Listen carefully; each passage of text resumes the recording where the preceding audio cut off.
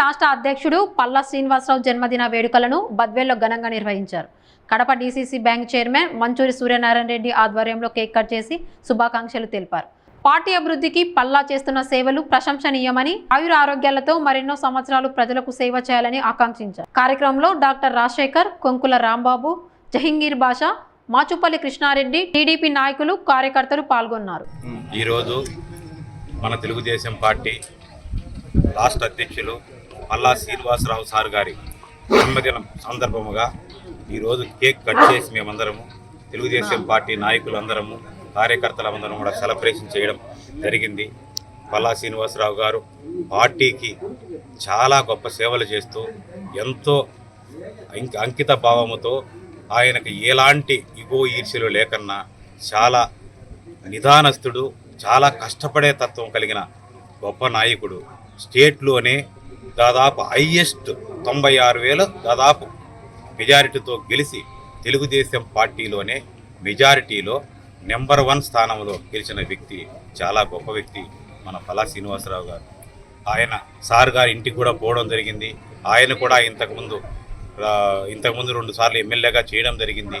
ఇంత మెజారిటీతో గెలిచి ప్రజలు అందులో సిటీ మన వైజాగ్ మన రాష్ట్రంలోనే పెద్ద సిటీ, మనకున్న సిటీలలో ఆ సిటీలో గొప్పగా ఆయన పేరు తెలిస్తే పల్లా అన్న అంటే అర్ధరాత్రిలో వచ్చిన ఆయన పని చేసేదానికి ఎనుకాడడు.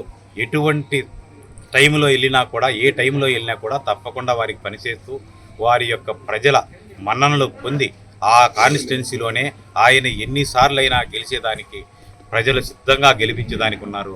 అలాంటి గొప్ప వ్యక్తి పుట్టినరోజు ఈరోజు జరుపుకోవడం, పుట్టినరోజు జరుపుకోవడం ఆయన మాకందరికి సంతోషంగా ఉంది.